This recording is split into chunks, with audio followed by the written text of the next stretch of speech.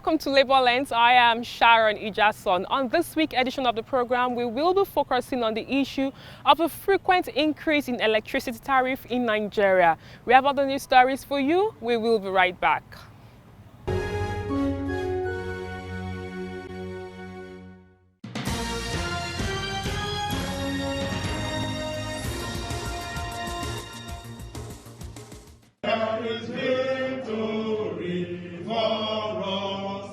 The Joint Action Committee of the Non-Academic Staff Union and the Senior Staff Association of Nigeria Universities says it will embark on an indefinite strike with effect from 5th February 2021. General Secretary of the Non-Academic Staff Union, Peter Adeyemi, made this known to newsmen in Abuja while addressing them on the resolution of the Joint Action Committee after the three-day protest embarked by the committee yielded no results.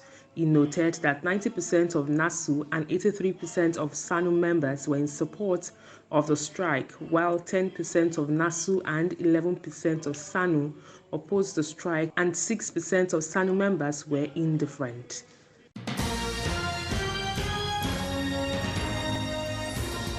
There are over 200,000 federal and state government pensioners in the Southwest region. The zonal executives of the union are in Osogbo for their zonal meeting, where different challenges facing pensioners were discussed. Top among their requests is minimum pension. The minimum wage was initially 18,000 naira, now increased to 30,000. And according to the Constitution of the Federal Republic of Nigeria, it states that anytime wages and salaries are increased, pensions must also be concomitantly increased. The pensioners threatened to embark on protest if government fails to accede to their demands on or before the end of March this year. They also appealed to the Osun State government to reconsider its stance on online verification of pensioners. It's going to be counterproductive, particularly to our pensioners who are very old and will be shortchanged in the process. 2, whatever you put in the computer is what the computer will give back to you. This could be a way by which some unscrupulous state actors, state officials, could input fake pensioners into the payroll.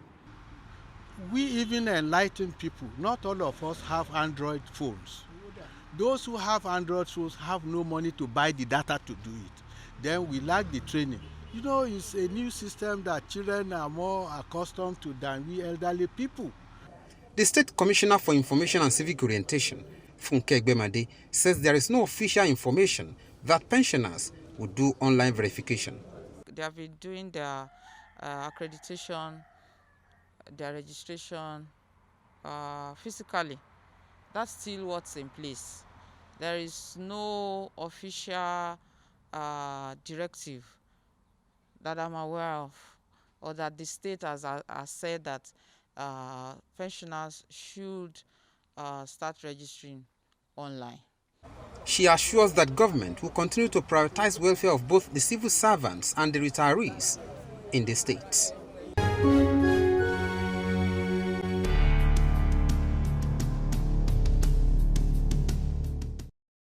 In another move, the Nigerian government approved hike in electricity tariff by over 50%. The hike is coming barely 2 months after implementation of a controversial tariff increase. Though the Nigerian Electricity Regulatory Commission approved over 50% hike in electricity tariff payable by customers of the 11 distribution companies, DISCOs, most Nigerians are against it. Since the announcement, there have been several reactions from consumers, labor, and organized private sector. The latest one, which we have been welcomed with New Year, instead of palliative, in the midst of the second wave of COVID-19, we are welcomed with a new increase of 50%. We have since reacted because we also thought that social dialogue would work. How can they increase 50% when there is already a committee that is working and have identified some loopholes even in the last increase? We thought that we had given enough concession and enough consideration to bring about peace and stability. But if this is taken for granted, then certainly we will also be ready to confront the issue headlong. Because how do you tell Nigerians that you are increasing the tariff because of two variables? One, that the exchange rate to the dollar have gone up. And secondly, that inflation has gone up. What are the variables that contribute to inflation? It's these two issues. Anytime in Nigeria you increase petroleum price, pump price, which will affect commuters, it will affect businesses, price of goods and services will go up. This is the issue. In my quest to find how households are coping with this development, I met with Jonathan Amayo, who lives on Tony Enyinaya Street, Ifako area of Bagada, Lagos. Worried about the high estimated billing system, he tells me he has been receiving crazy bills since September 2020. Only thing this environment, this community enjoy is current.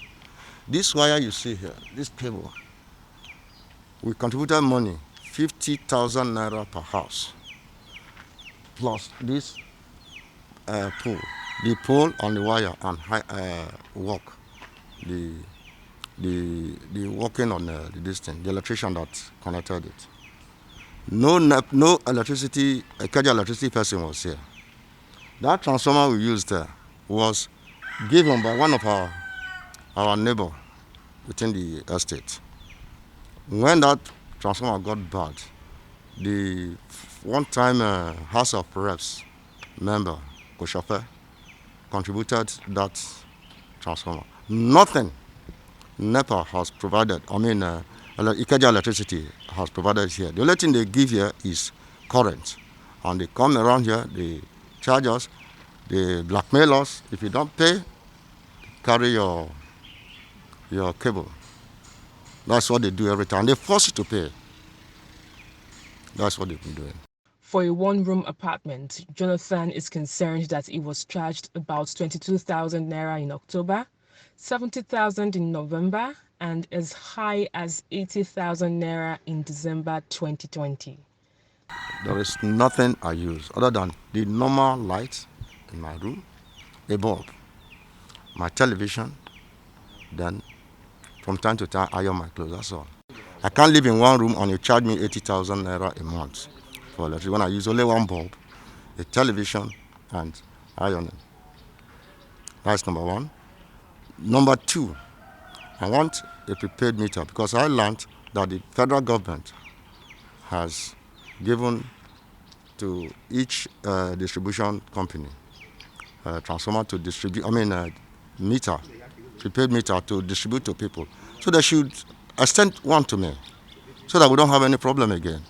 More families who are metered are concerned about the frequent hike in electricity tariff. The price of kilowatts has already increased already. So electric is going to increase. I say, what are they telling us? Are they increasing for the second time? Or are they saying the first one wasn't official or it was a mistake? Now we're making it official. So I was thinking, okay, with that official announcement, we'll stick to that billing, the price of kilowatts. But no, they still increase the price again. As I'm talking to you, 1,000 doesn't give up to 10 kilowatts. If you're lucky, 11 kilowatts, against the 40-something kilowatts you get for 1,000 naira. We should get value for our money. So if we're buying this amount of units, if we're paying so amount of money, we should get sufficient amount of units. Sufficient. We're not asking for something outrageous. If you can just go back to the second unofficial increase you gave us, fine. So those are the two major things we're just asking for. The regulatory body said it considered the 14.9% inflation rate for November 2020, foreign exchange rate of 379 to a dollar as of December 29, 2020, and available generation capacity, among others, before reaching the decision. For Jonathan Amayo and other low electricity consumers, they have concerns over what life will be when the cost-reflective tariff expected to raise the new cost higher will take effect from June to December 2021.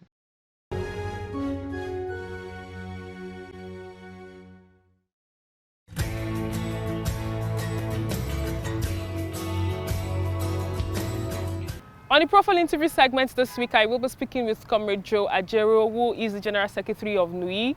He also doubles as Deputy President of the Nigerian Labour Congress. It tells me there is a lot that the regulatory bodies can do to stop the frequent increase in electricity tariff. We will be right back.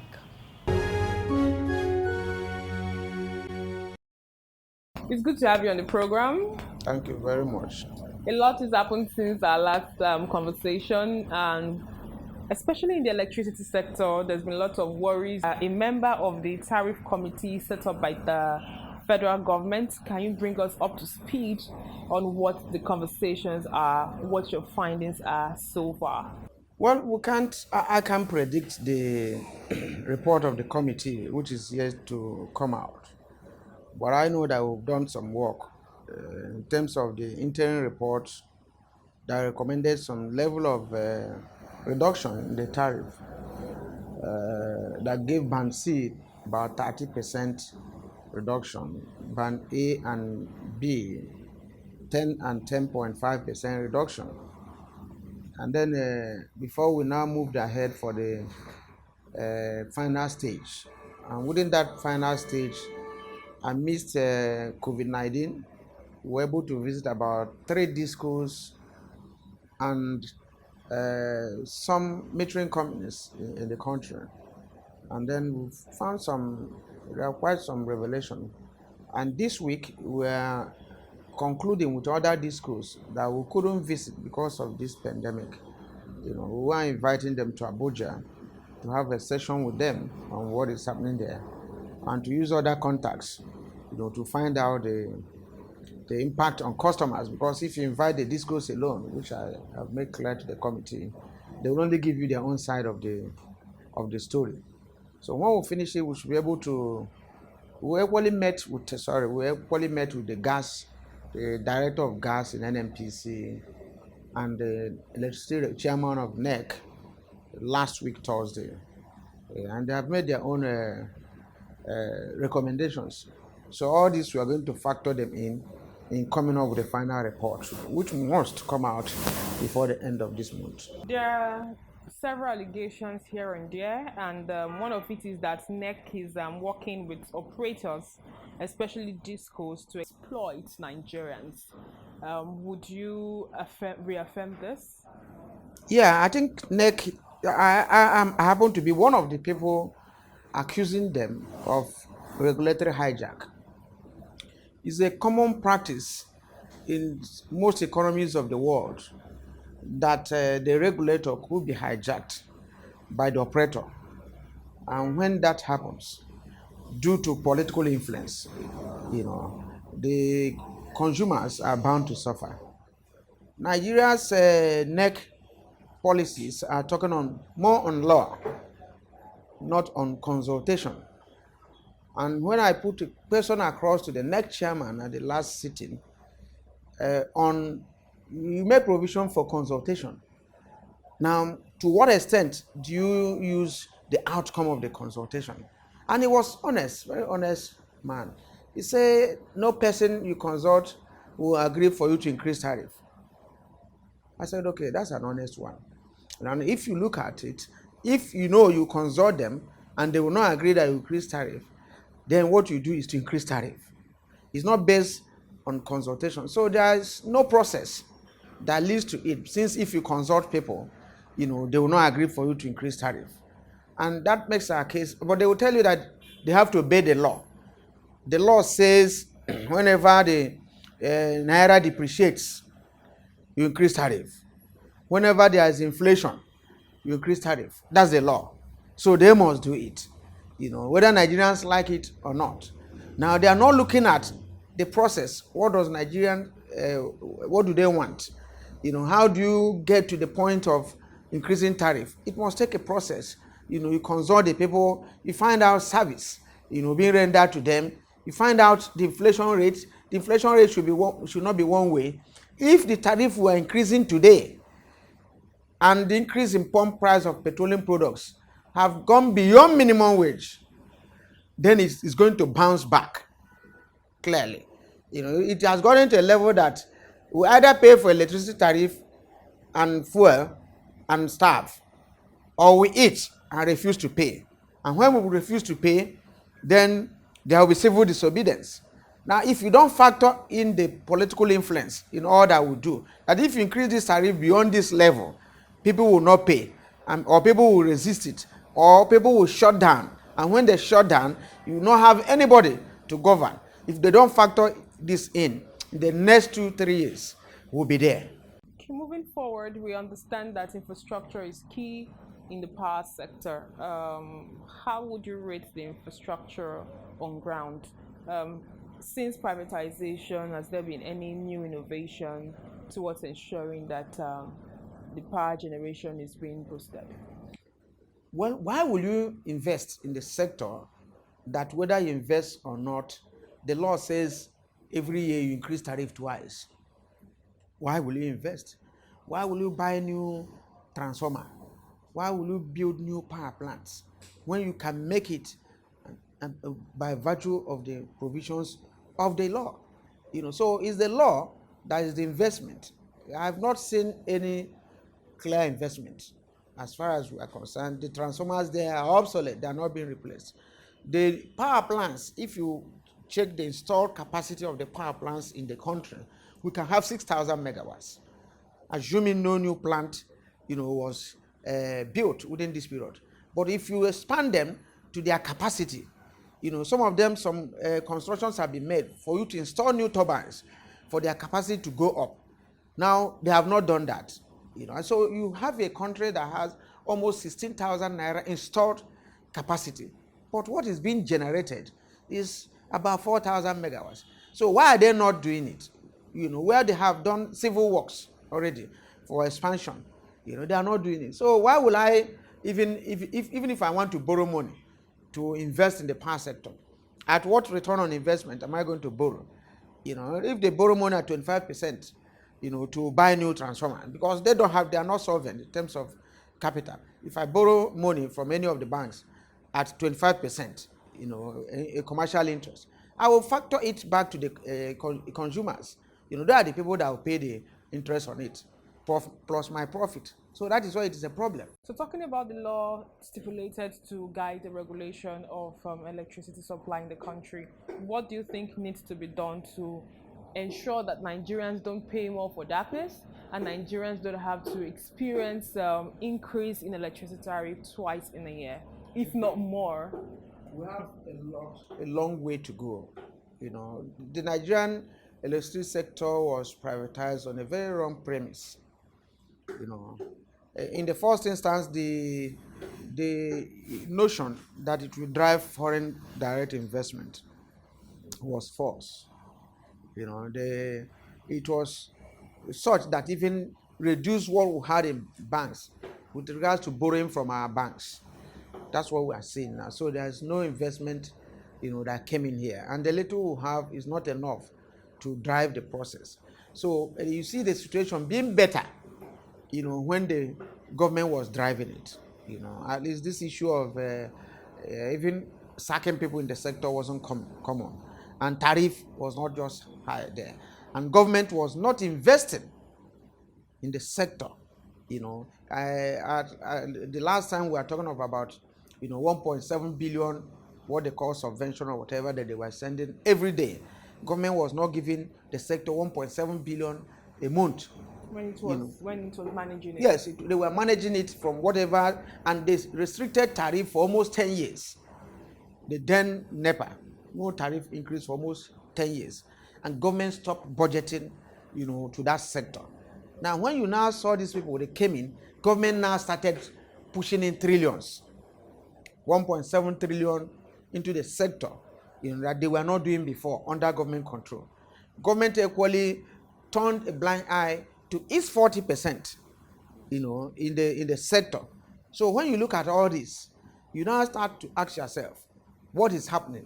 Why will government abandon its 40%, and the percentage of the workers, percentage of the state governments, and other stakeholders? Why will government abandon it for the investors and still go ahead, to give them money as subvention, and still go ahead to sack half of the people working there, and still go ahead to be increasing tariff 2 times in a year. What economic sense does it make?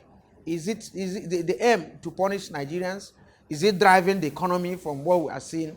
The answer is no. So what do you think the people need to do to come out of this? Well, what you need to do to come out of it is that the investors now are very powerful. The memorandum of understanding they had initially was to review this whole process after 5 years. But this is the 8th year.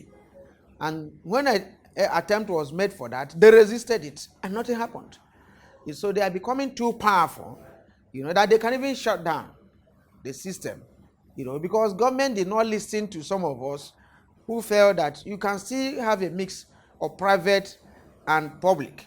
So they now turned what initially used to be public monopoly to be private monopoly, which is dangerous. The investors today can tell you that there will be no electricity until you do their bidding. And government doesn't have 1 megawatt again. But because they have transferred what belongs to government to the investors, and they equally abandon their 40%. So it's a very dangerous trend. I don't know how far they can go into this whole process. But despite all we've said, the discourse still believes that power generation has increased and that there is more supply of electricity. Despite the erratic power supply that I think I'm facing, and I know many people are facing, do you think there's any justification for this increase? Well, as somebody that is in the sector, there's a lot. In as much as I will not go into that argument with them, whether past situation has improved or not. But if they inherited 4,000 megawatts in 2013, and as of today, we are still talking of 4,000 megawatts, then there is somebody should not be able to explain to me where the increase came. That's number one. Two, within the period of 7 years, by the trend in our population growth, Nigeria may have added over 1 million people, if you look at the birth rate.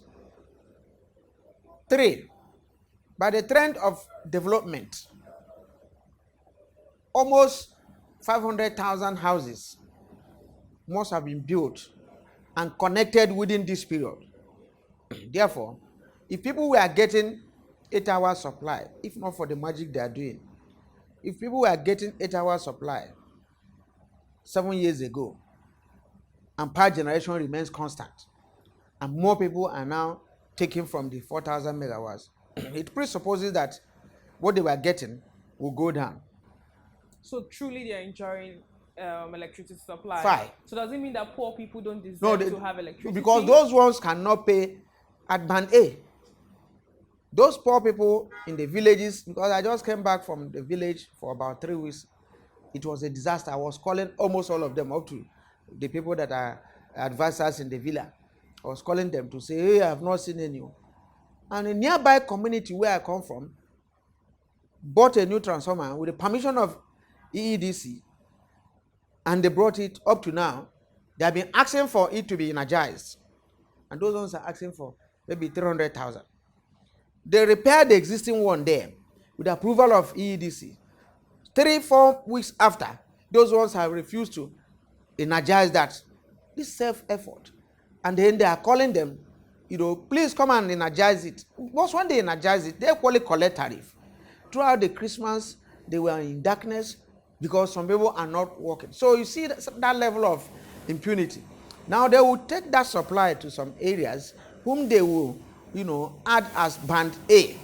Now when they did this study to determine who should be band A or band B, they didn't tell anybody. So they can even migrate half of the people to band A and B, and then charge them double tariff, and then the rest of the country, fine, the rest of the country will be in darkness. In all of this, how would you rate the welfare of workers in the power sector?